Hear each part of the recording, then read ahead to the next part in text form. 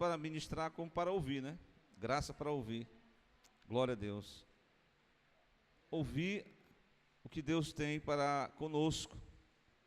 Que nós, eu vou repetir assim, a temática da carta é sobre a igreja. O que é a igreja? Na última lição da Escola Bíblica Dominical, né? Por sinal, quem vai ser o ministrante do próximo? Ah, está tudo agendado aí?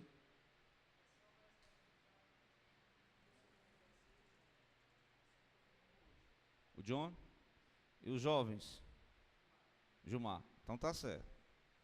Jesus disse em Mateus capítulo 5, depois que ele falou as beatitudes, ele diz, vós sois.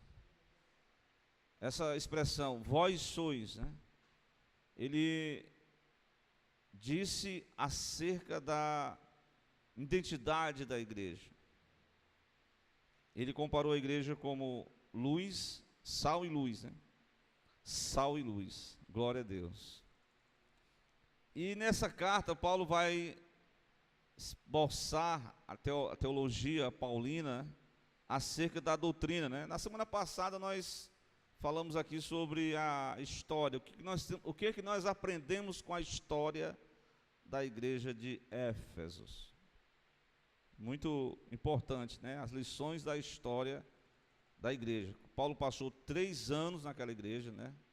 Você viu que, não vou usar essa palavra revolução, não vou usar essa palavra não, mas que foi assim um mover de Deus, que Deus quebrou, mexeu nas estruturas da cidade, e de repente a igreja aceitou a Jesus, tanto os judeus como os gentios, né? Glória a Deus. Então a igreja foi exatamente desse propósito de amadurecimento, e o apóstolo vai escrever essa carta, se não me falha a memória, foi da prisão também, uma das cartas da prisão, e ele vai mostrar esse ensinamento doutrinário sobre o papel da igreja, a missão da igreja, a natureza da igreja, quem nós somos como igreja, glória a Deus, né? A identidade. Eu me lembro de um apóstolo que ele negou a sua identidade. Vocês lembram desse apóstolo? Glória a Deus. Ei, irmão, tu estás parecendo com Jesus. Tu se veste igual os galileus. Tu é de Jesus? Sei nem quem é Jesus. Tem uns irmãos que, né? Eu vou confessar uns pecados aqui.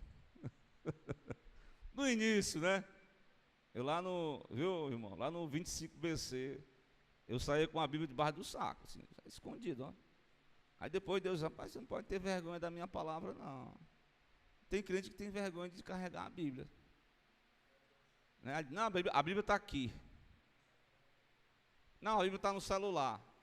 É bom, mas não tenha vergonha de se identificar como cristão, evangélico, servo de Deus. Não vou dizer, né, que o pessoal chama gospel, mas um servo de Deus, glória a Deus. Ele é identificado. Tem uns irmãos lá no trabalho que dizem assim, rapaz, eu não confio naqueles crentes que no trabalho ele fica só assim, nada contra. E aí, irmão, como é que foi o jogo de ontem do Ceará contra tal? E só dá futebol e começa a contar piada, e o irmão ri das piadas do outro, e não tem nada de Bíblia. Qual é a tua identidade? Claro que muitas vezes você não é, você é conhecido como o povo do livro, né? Glória a Deus. Se algum perguntar a respeito da sua fé, você não vai ficar calado, você vai ter uma resposta de Deus para essas pessoas. Glória a Deus. Então, irmãos, essa carta, ela é muito profunda. Eu li algumas vezes no decorrer desses meses, né? A gente lê, volta para ler de novo e encontra cada mensagem. E o apóstolo vai falar aí sobre a nossa identidade, né? Inicialmente, você vai observar no versículo 11, que foi lido, né? ele vai trazer a lembrança de quem nós éramos antes de aceitar Jesus. Qual era a nossas características como cidadão aqui, como gentil. Eu sei que tem uma religião aí que eles são os testemunhos de Jeová. Eu não sei qual é a tribo que eles pertencem, porque nós não somos de nenhuma tribo. Nós somos gentil por natureza, não é verdade? É ou não é? Miqueias. Glória a Deus. Glória a Jesus. Mas nós fomos, no dizer de Paulo aos Romanos, Paulo diz que o ramo original da oliveira, ele foi destacado, ele foi cortado. E Deus enxertou a oliveira brava, que são os gentios. Glória a Deus. Quando Paulo chega lá, quando Paulo sai da sinagoga, diz: olha, não queremos ouvir tua mensagem não, Paulo. Aí ele diz: tudo bem, o meu sangue está limpo de vós. Vocês não querem a palavra? Eu parto para os gentios. Glória a Deus. E certamente os gentios ouviram a mensagem de Deus, o evangelho. Glória a Deus. Então, meus irmãos, esse capítulo 2, Paulo vai fazer lembrar quem nós éramos sem aceitar a Cristo. E ele vai tecer algumas características dessas pessoas ainda que não encontraram-se com Jesus através da decisão, né? Porque hoje as pessoas todas, né, se tornou até, pessoas são de Jesus. Não, eu sou de Jesus, mas não querem se decidir para Jesus. Mas lembre aí, quem você era sem Cristo.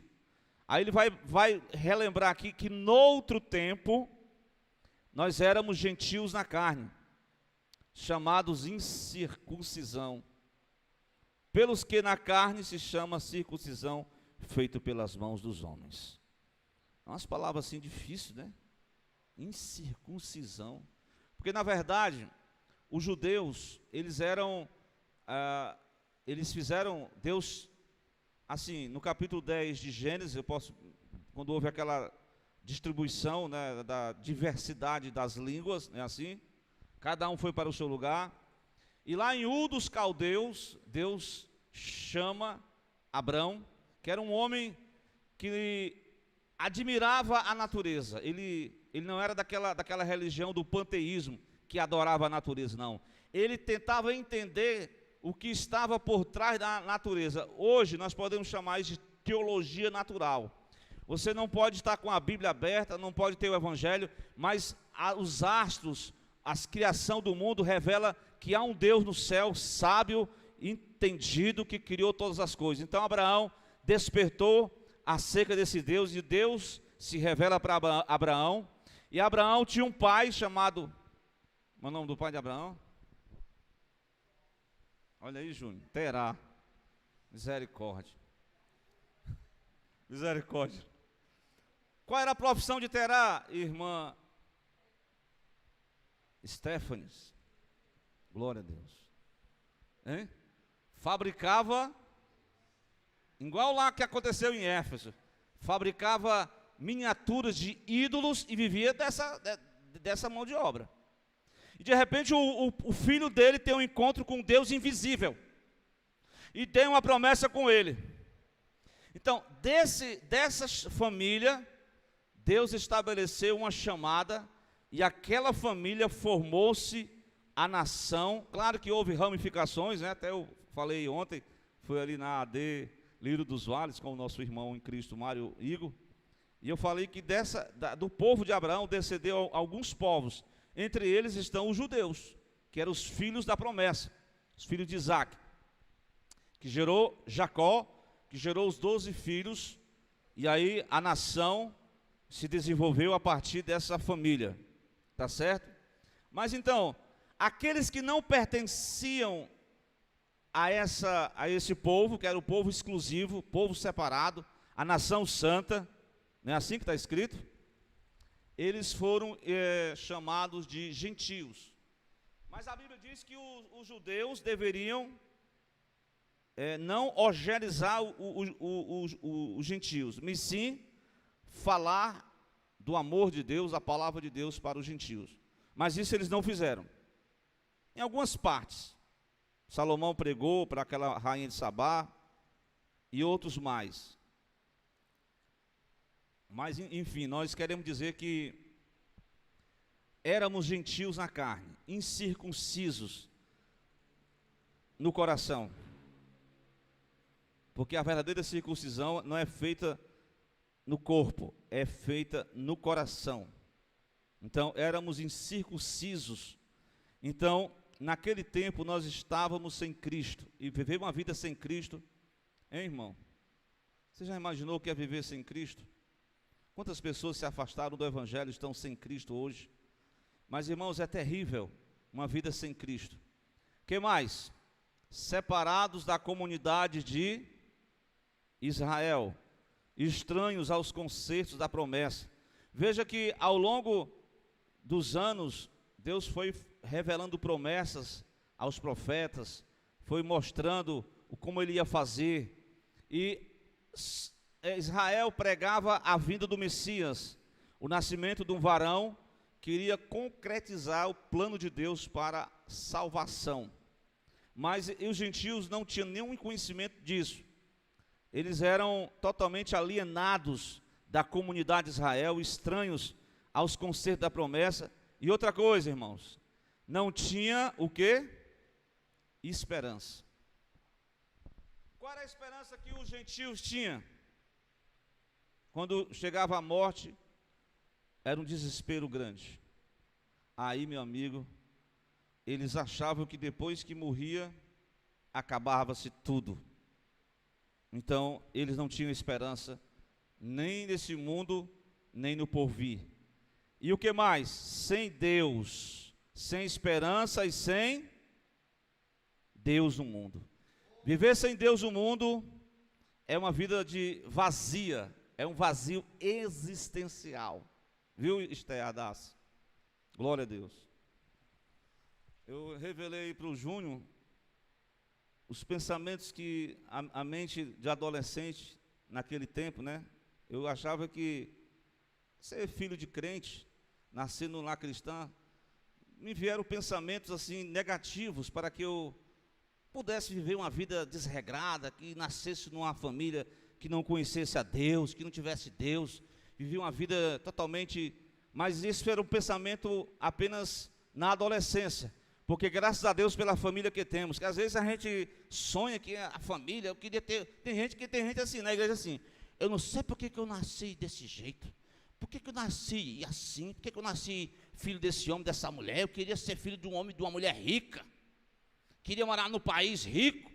Irmão, pare com isso, irmão. Aonde Deus te colocou, aonde você nasceu, os pais que Deus escolheu para criar você, louve a Deus por isso, glória a Deus.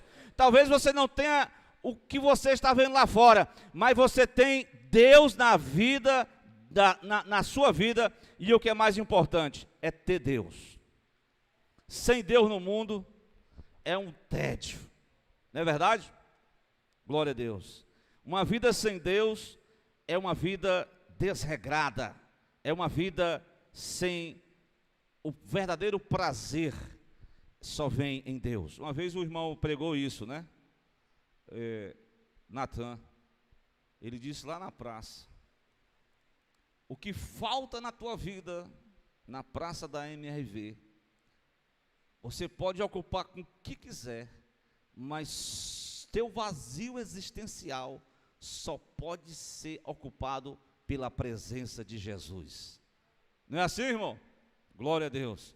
E assim o homem corre para lá, corre para cá, irmão, não encontra valor, não encontra razão de ser. Ele tem que ter a identidade, a propósito. O que é que eu sou? O que é que eu tenho para Deus? O que é que eu sou para Deus? Pois bem, eu quero dizer para você, baseado nessa mensagem, a sua identidade como igreja de Cristo aqui na terra. Glória a Deus. Prestemos atenção a partir do versículo de número 13. Interessante, no versículo 11, 12, ele vai mostrar como você estava sem Cristo, sem Deus, sem esperança, desregrado, sem paz, sem noção, sem juízo, sem experiência com Deus, sem viver a plenitude de Deus. Mas de repente o quadro vai mudar. Veja o versículo 13, a primeira parte, a primeira palavra é uma, glória a Deus, me esqueci aqui dessa palavra, é uma, como se fosse assim uma, no português é quando a pessoa fala uma palavra, né, aí vem uma adversativa, uma conjunção adversativa. Ele diz, depois que eu vivi tudo isso, mas, porém, notou a mudança? Glória a Deus. Agora, em Cristo Jesus. Notaram aí? Você estava vivendo sem Deus, sem paz, sem esperança, sem juízo, sem sabedoria, sem ter experiência com Deus, sem experimentar as promessas de Deus. Mas, vamos lá de novo.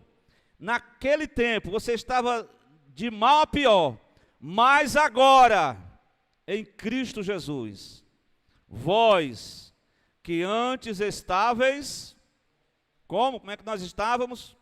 Longe. Agora nós chegamos perto. É agora. Interessante. Como foi que você se aproximou?